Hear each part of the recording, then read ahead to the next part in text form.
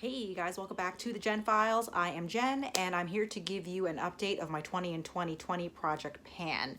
This is my 5th update, so I will try to link down below the playlist of all the other ones. I do not have 20 products any longer in this Project Pan. I decided not to roll in any new ones as of the last update, but I did roll in teeny weeny bit more. I am doing a Shop My Stash right now in addition to this Project Pan.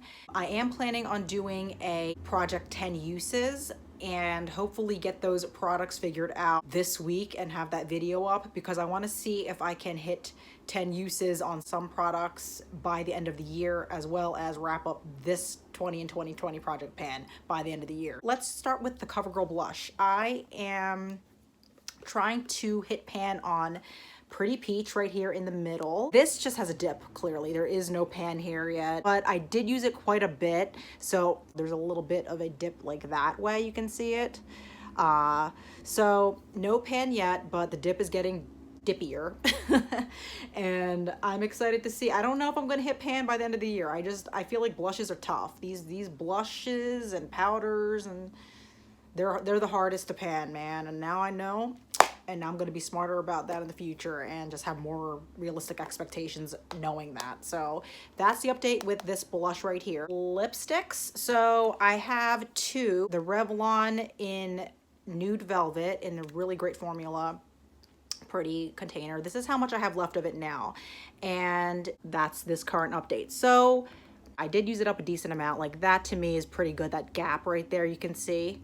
The other Revlon lipstick, Pink Truffle, looks like this now. So this is the Revlon lip butter. And if you look at it like from this angle, it really looks like it came down a lot. And it's a very soft formula. You know, it's easier to use up formulas like this because I feel like they kind of go on a little bit thicker. Pretty good progress if you look at it here. But in the book, if you want to get real specific with measurements here, you can see that right here, it looks almost like pretty even to the Revlon one. Oh yeah, funny story. This Revlon one actually fell on the ground, like wondering what that big dent is. That's not from me. That's from the product actually falling on the floor, which is kind of gross. I did clean it up, of course, and whatever, but still the same height. It's just there's a big, huge gash on the side there. So, stuff happens, you know, but that's okay because I thought that was kind of funny and weird and annoying that happened, but we're over it. Okay.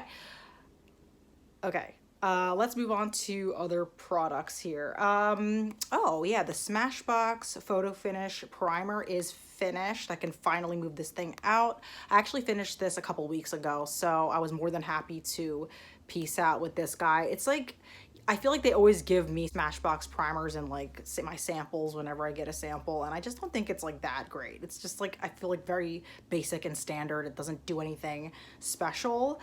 Maybe a little bit of smoothing, but I have primers I like better if I even use a primer. There's a little bit left I could probably scrape out if I wanted to, but honestly, for something that's just like okay, I don't think it's worth it. I'm happy that it's finished and I can move on to my other primers. I only have like 2 other ones, so yay on an empty. So I have 2 of the e.l.f. eyeshadows I was trying to hit pan on. It was the first and third in this nude matte palette here.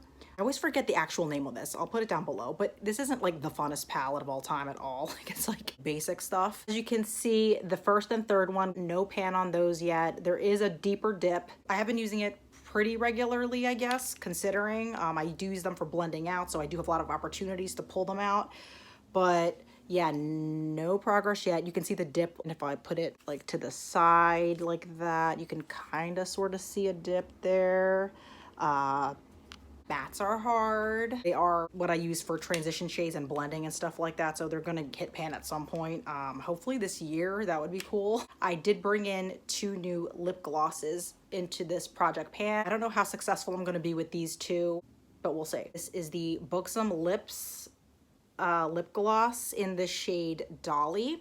And I already marked it off because I actually pulled this in, I want to say like a month ago, maybe less than that. And I already marked it off since then, and I already got down to here. Lip glosses are really easy to pan for me, and I think most people, because you get a lot of product out every application, and So they've always kind of been simpler for me to pan. So I figured this was a realistic one to pull in between now and the end of the year. But this is really, really nice. I really do like this line of lip gloss. I actually had a bunch more of these because of the age and how much I do like it. I do want to finish it up and get use out of it. I figured this would be worth it to finish up and move on out. You know, sometimes I don't want to wear lipstick every day. You know, or it's nice to top a lipstick off with one of these to give it a little bit more like shine and moisture. But yeah, some days I just don't, I'd rather just keep it a little bit more chill, and for me lip gloss is that vibe. So another lip gloss I'm bringing in is this Clinique Super Balm Moisturizing Gloss. This is in the color Current. I don't know if they still sell this shade. I don't know at all, but this is a really good lip gloss. I really love how smooth this feels. This is not a sticky lip gloss. It's not like a super shiny, slick looking gloss. It is very much like a super balm, like it says. I really like it. This has just been sitting around for a really long time. It's way old. I marked it off today. I actually decided today to pull this in. So I do see myself finishing this soon, but I also, you never know with Project Pan, but I think I can get a decent amount of this used up by the end of the year. So we'll see with that. That's the update right now with my 20 in 2020, which is no longer 20 products.